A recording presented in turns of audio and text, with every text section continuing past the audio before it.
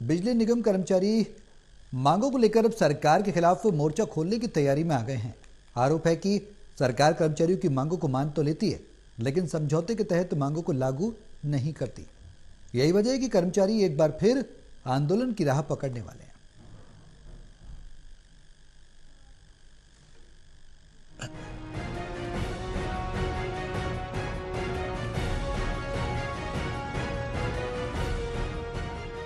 बिजली निगम कर्मचारी मांगों को लेकर अब सरकार के खिलाफ मोर्चा खोलने की तैयारी में है।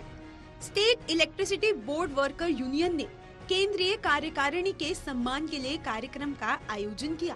आरोप है कि सरकार कर्मचारियों की मांगे तो मान लेती है, लेकिन समझौते के तहत मांगों को लागू नहीं करती। यही कारण है कि कर्मचारी एक बार फिर आंदोलन की राह पकड़ने वाले हैं। आज गुड़गांव सर्कल के अंतर्गत 3 यूनिटें हैं और उन्होंने अपने केंद्रीय कार्यकारिणी का मान सम्मान भी किया। लेकिन इससे पहले हमारे पूरे प्रदेश के अंदर कार्यक्रम चले हुए हैं। हम पूरे प्रदेश में हर सर्कल में जा रहे हैं ताकि अपने कर्मचारियों से रूबरू हो जाए, उनकी जो भी डिमांड है उनको नोट किया जाए और उन डिमांडों को हल कराया जाए। उसके साथ साथ हरियाणा सरकार के खिलाफ भी हमारे आंदोलन चले हुए हैं। हरियाणा सरकार ने कर्मचारियों के साथ हमेशा धोखा किया है। कर्मचारी टेबल पे जाता है, उसकी बात मान ली जाती है, लेकिन सरकार उसको लागू नहीं करती। कि हमारी केंद्रीय कार्यकारिणी आज हम लोगों ने निवेदन किया था, हमारी पूरी केंद्रीय कार्यकारिणी यहाँ पहुंची है।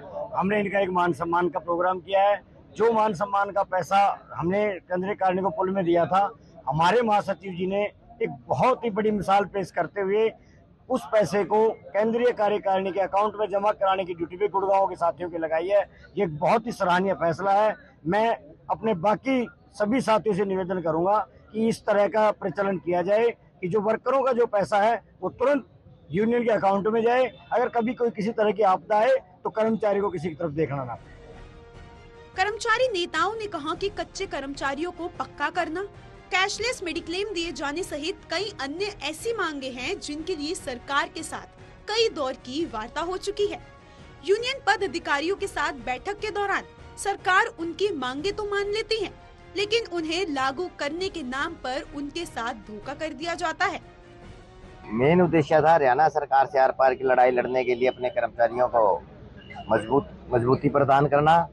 और मान सम्मान का प्रोग्राम यहाँ के तीनों यूनिटों ने जो किया है बहुत ही सराहनीय किया। 1,51,000 रुपये का सेंट्रल काउंसिल में 1,51,000 रुपये दिए हैं। और मेन मकसद तो हमारा इनको हरियाणा सरकार से जो आगामी लड़ाई पुरानी पेंशन बहाली के लिए, एस्क्रेसिया स्कीम को पूर्ण रूप से लागू करने के लिए, कैशलेस मेडिकल अलाउंस के लिए, इन सभी डिमांडों के लिए हम जल्द ही हरियाणा सरकार से आर पार की लड़ाई लड़ने के।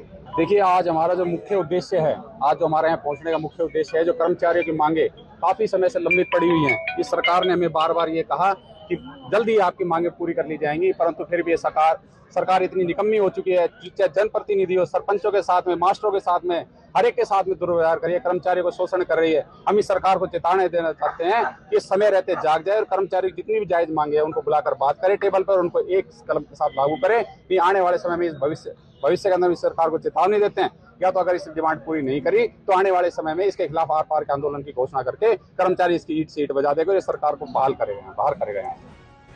कार्यक्रम में प्रदेश भर के सर्कल ऑफिस से कर्मचारी शामिल हुए, जिन्होंने केंद्रीय कार्यकारिणी के पदाधिकारियों का सम्मान किया। वहीं अगर उनकी मांगे नहीं मानी जाती है तो इसका खामियाजा सरकार को आने वाले चुनावों में देखने को मिलेगा। गुरुग्राम से करण जयसिंह की रिपोर्ट।